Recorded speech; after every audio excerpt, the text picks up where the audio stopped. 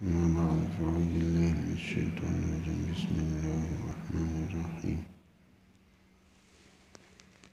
يا أيها الذين آمنوا اتقوا الله وقولوا قولا سديدا يصلح لكم أعمالكم ويغفر لكم ذنوبكم ومن يطع الله ورسوله فقد فاز فوزا عظيما. صدق الله العظيم.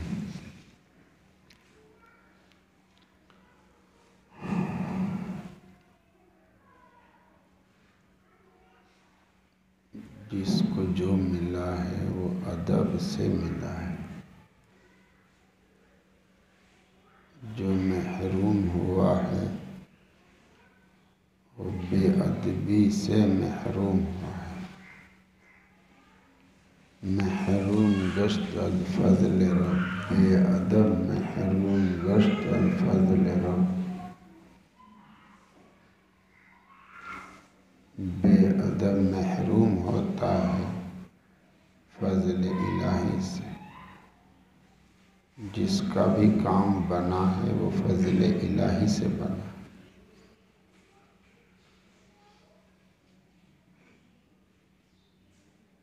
ये सामने का दरवाज़ा बंद करो।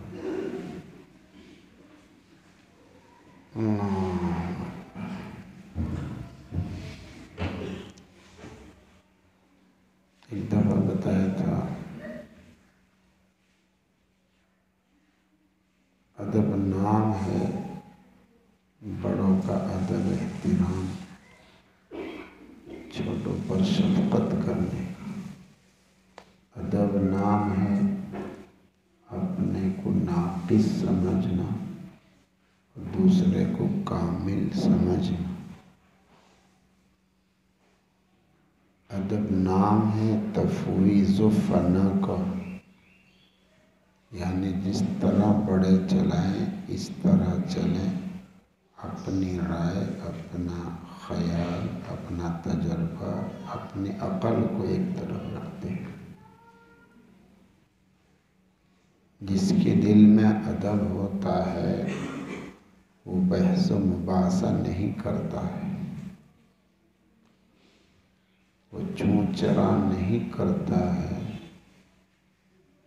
वो हुक्म के सामने सर झुका देता है।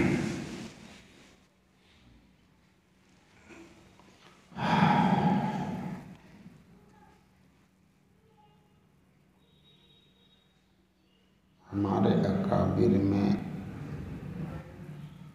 अदब था,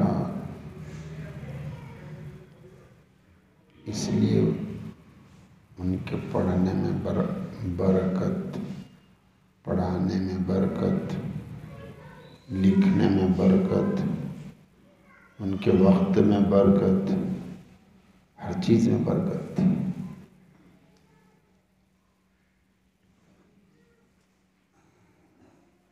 वही किताबें हमने पढ़ी हैं, वही किताबें उन्होंने पढ़ी थी, बस फ़र्क इतना है हम बेअदब हैं, वो बाअदब थे। बस इतना ही फ़र्क है और कोई फ़र्क नहीं। ये जितने हज़रात अकाबिर गुज़रे हैं, ये हज़रात अदब का पूरा ख्याल रखते थे। किताबों का अदब, किताबुल्लाह का अदब, अपने बड़ों का अदब एहतराम, मस्जिदों का अदब एहतराम। हज़रत गंगोई रहमतुल्लाह अलैह मस्जिद में दिया सलाई भी नहीं जलाने देते थे।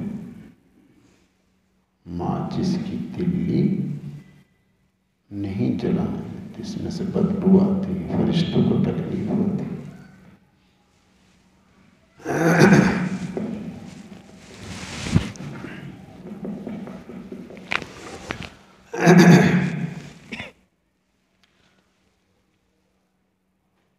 हज़रत क़ारी तैयब साहब रहमतुल्लाह अलैह की तक़रीर में है, तवज्जो के साथ सुने मेरे दोस्तों।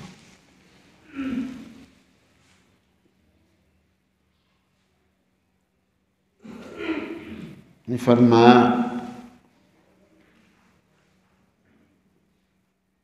अदब पर दीन का मदार है,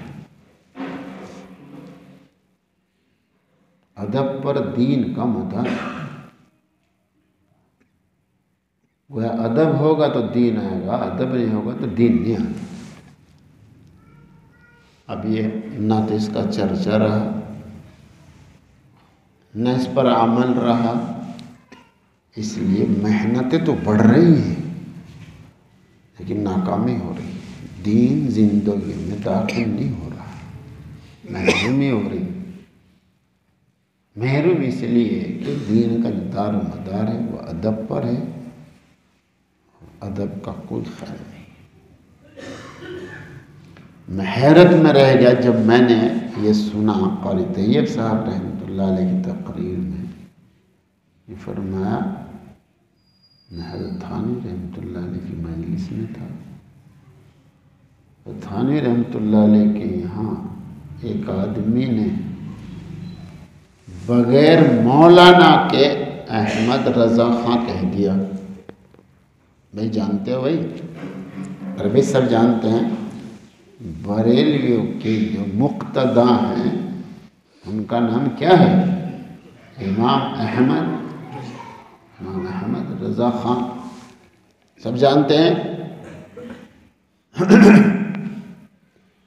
थानवी रहमतुल्लाह अलैह के पास जब एक आदमी ने यूं कह दिया बगैर मौलाना के अहमद रज़ा खां, तो हजरत ने डांटा, ये तो बेअदबी है, ये तो गुस्ताखी है, और बेअदबी और गुस्ताखी जहालत की अलामत है। क़ालू तत्तख़िज़ुना हुज़वा क़ाल अऊज़ु बिल्लाहि अन अकूना मिनल जाहिलीन।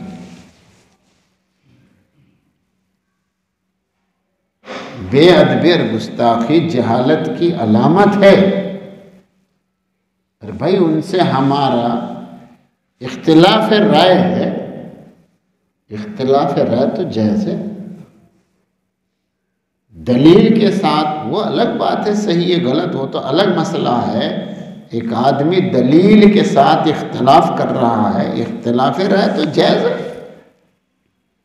हज़रत अमीर मुआविया रज़ियल्लाहु अन्हु ने इख्तिलाफ किया है, वैसे थोड़ा ही दलील के साथ इख्तिलाफ किया है, तो इख्तिलाफ राय तो जायज़ है, लेकिन बेअदबी और गुस्ताखी ये जहालत की अलामत है। अब जरा गहराई के साथ सोचें दोस्तों। सब जानते हैं कि वो एक मुस्तकिल फ़िरक़ा है, उनके क्या क्या ख़यालात हैं सब जानते हैं।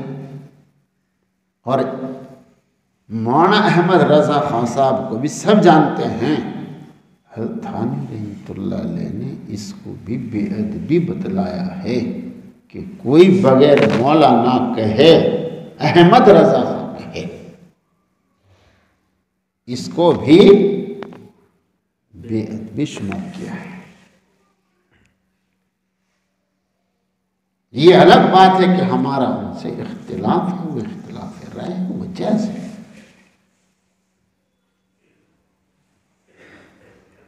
अब हम और आप गौर करें, हमारा अगर किसी से इख्तिलाफ हो गया,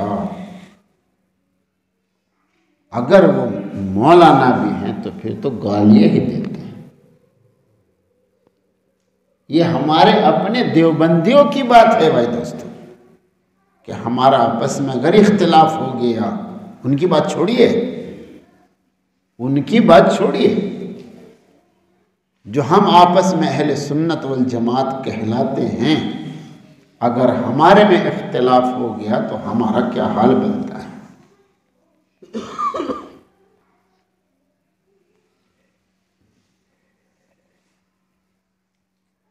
कल ही एक बच्चा कह रहा था कि मेरा भाई जो है माँ को सड़ी सड़ी गालियाँ देता है।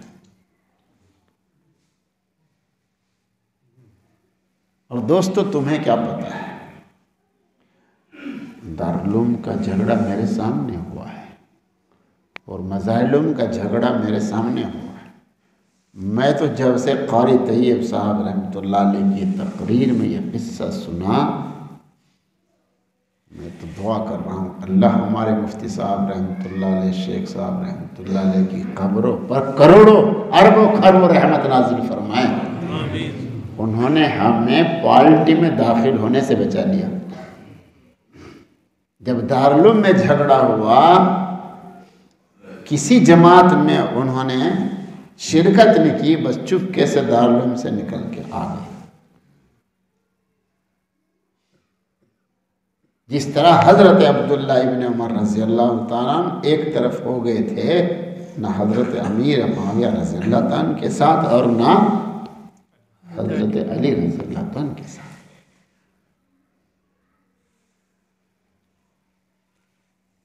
और अमली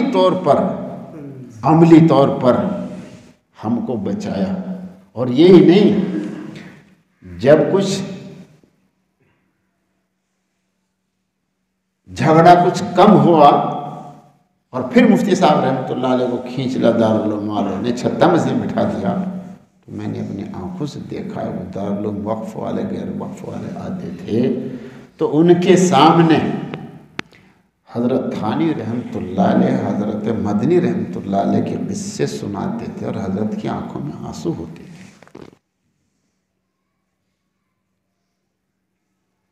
मौलाना मदनी रहमतुल्लाह अलैह का इख्तिलाफ था, थानी रहमतुल्लाह अलैह से वो सियासी इख्तिलाफ था। वो लीग के कायल थे, ये कांग्रेस के कायल थे, हामी थे। जब मौलाना मदनी रहमतुल्लाह अलैह तशरीफ़ ले जाते, हज़रत थानी रहमतुल्लाह अलैह खड़े होकर इस्तकबाल करते थे।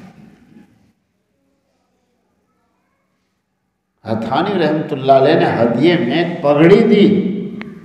वहाँ मदनी रहमतुल्लाह ने फरमाया, हज़रत अपने हाथ से ही मेरे सर पे बांध दो, जिनसे इख्तिलाफ है उनके साथ ये हाल है, हमारा किससे इख्तिलाफ हो जाए फिर तो गालियाँ, मौलाना नहीं, फिर यही नहीं कि नाम लेके बल्कि फिर तो गालियाँ चलती हैं भाई। थोड़ी सी गुटबाजी हो जाए, थोड़ी सी गुटबाजी हो जाए, किसी जगह पर छोटी सी गुटबाजी हो जाए, बस फिर तो गालियाँ तूफान खड़े हो जाते हैं। गालियों के और बुराइयों के और ग़ीबतों के तूफान खड़े हो जाते हैं दोस्तों। और सबकी जहन साजी फरमाते थे, सबकी जहन साजी फरमाते थे।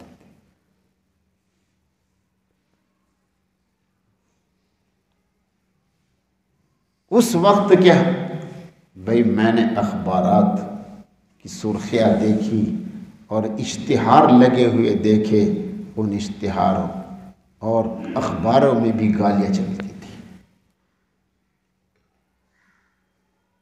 फिर मज़ाहिलुम का झगड़ा हुआ, शेख साहब रहमतुल्लाह अलैह, अल्लाह उनके कब्र पर खरब रहमत नाज़िल फरमाया, इधर भी तेरे उस्ताद उधर भी तेरे उस्ताद, किसकी मुखालफत किसकी मुआफ़ने, घर चला जा। आज मिल सके ऐसा उस्ताद, वहाँ उन्होंने बचाया और किसी की मुखालफत पर खड़े नहीं किया। यही वजह है। अच्छा, हमारे मुफ्ती साहब रहमतुल्लाह अलैह का अमली नमूना ये देखो, एक दफ़ा रेलगाड़ी में बैठे जा रहे मौलाना इब्राहिम साहब ने अर्ज़ किया, हज़रत अगले डब्बे में मौलाना सालिम साहब तशरीफ़ फरमाए। स्टेशन पर गाड़ी रुके, नीचे उतरे और गैर मुसाफा किया, फिर आके अपने सीट पर बैठे। मज़ाहिलुम में जाते थे तो वक्फ गैर वक्फ दोनों में जाते थे। दारुल में भी किसी से कुछ, किसी की क्या हिम्मत पड़ती थी कि उनके मजलिस में कोई इख्तिलाफ का तज़किरा कर दे, वो तो इख्तिलाफ को भी हमवार करते थे। वरना दोस्तों बस फिर यही होता है।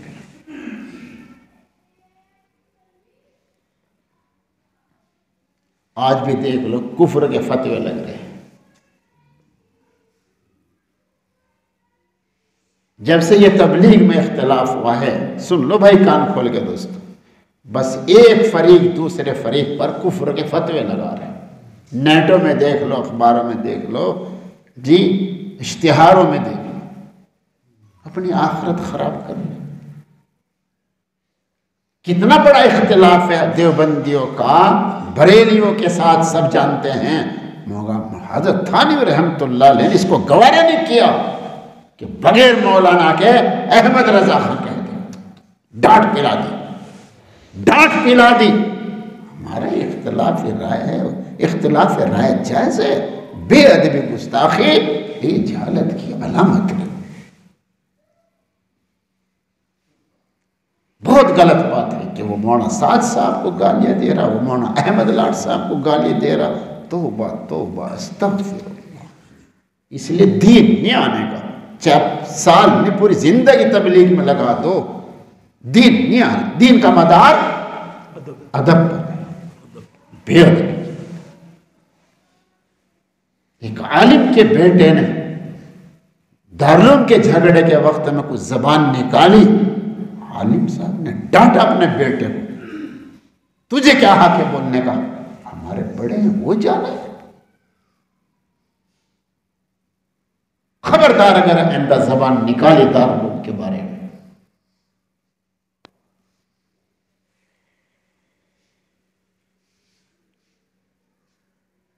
हर आदमी मुफ्ती बन जाता है, उसने ऐसा किया, उसने ऐसा किया, उसने ऐसा किया, और बेबुनियाद दलील कोई नहीं है, दलील कोई नहीं है, बेबुनियाद। और दलील की बात सुनो, कारी तैयब साहब रहमतुल्लाह अलैह तकरीर में है, दिल्ली में हजरत नानूती रहमतुल्लाह अलैह के कुछ शागिर्द, तो एक शागिर्द ने कहा, भाई लालकुआ मस्जिद में जो इमाम साहब हैं वो कुरान पाक बहुत बढ़िया पढ़ते हैं, फजर की नमाज वहाँ पढ़ेंगे। हजरत शेखुल हिंद रहमतुल्लाह ने फरमाया, क्या बकवास कर रहे हैं, वह हमारे हजरत मौलाना कासिम नानोती रहमतुल्लाह अलैह को काफिर बताता है, नहीं पढ़ेंगे उसके पीछे नमाज। ये बात हजरत नानोती रहमतुल्लाह अलैह के पास पहुंच गई। सुनने भाई, सारे शागिर्दों को, उन्हीं सारे सब शागिर्दों को लेकर फजर की नमाज में उन्हीं के पीछे जाकर नमाज पढ़ रहे हैं। इमाम साहब ने जब पीछे फिर के देखा, अजनबी से आदमी है, कौन है, पता चला ही तो मौलाना कासिम। वो तो पैरों में पड़ने लगे, हजरत मुझसे गलती हुई, मैं तो आपकी तकफीर करता हूँ और आप मेरे पीछे नमाज पढ़ते। फरमाया, तुम्हारा मुझको काफिर कह रहा है बुनियाद पर है, तुम्हारे पास एक रिवायत पहुंची है तुम्हें कि मैं गुस्ताखी करता हूं हुजूर पाक सल्लल्लाहु अलैहि वसल्लम की शान अक़दस में। अगर मेरे पास भी ये खबर किसी की पहुंचती, मैं भी इसको काफिर कहता। बस इतनी शिकायत है तुमसे कि वो रिवायत गलत है, तुम्हें सोचना चाहिए था, तहकीक करनी चाहिए थी कि ये रिवायत सही के गलत है। आपने जो मुझे काफिर बताया है वो एक रिवायत की बुनियाद पर बताया है। अगर मुझे मेरे सामने भी कोई कहे फला आदमी गुस्ताखी कर रहा है हुजूर पाक सल्लल्लाहु अलैहि वसल्लम की शान में, मैं भी काफिर ही कहता। तो आपने जो काफिर कहा है वो इस बुनियाद पर कहा है कि मेरी तुम्हारे पास ये रिवायत पहुंची है कि मैं गुस्ताखी करता हूं। बस इतनी शिकायत है कि आप उस रिवायत की तहकीक कर लें कि आया मैं गुस्ताखी करता हूं कि नहीं करता हूं। चलो सारी बहस छोड़ो, मैं तुम्हारे हाथ पर ही मान लाता हूं, अशहदु अल्ला इलाहा इल्लल्लाह अशहदु अन्ना।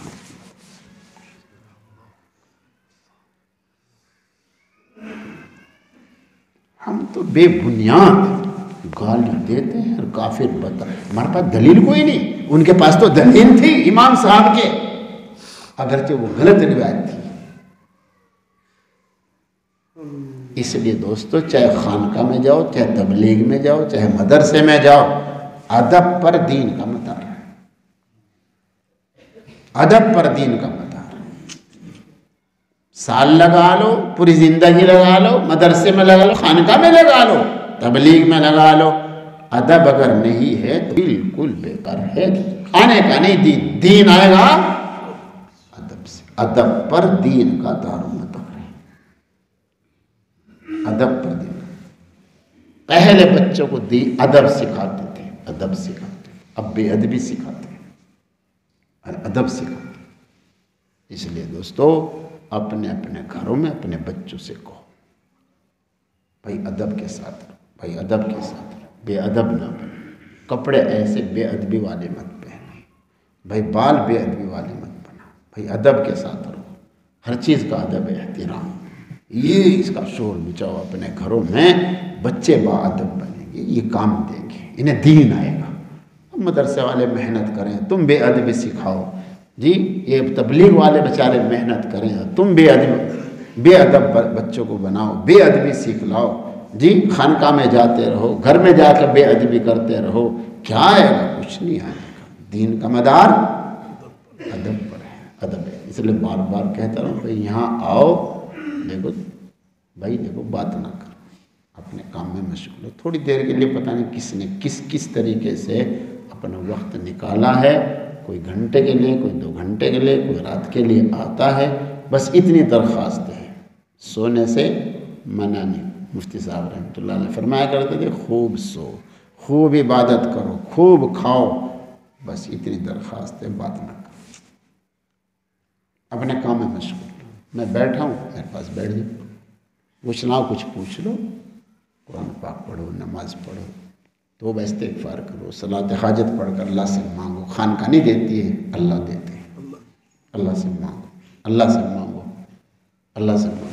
ये इस तरीके से आके अपने काम में मशगूल हो जाओ। ये नहीं कि बस भाई तेरा नंबर क्या है, भाई तू कहाँ से आया है, भाई तू क्या करता है, इसकी क्या जरूरत पड़ रही है इसकी?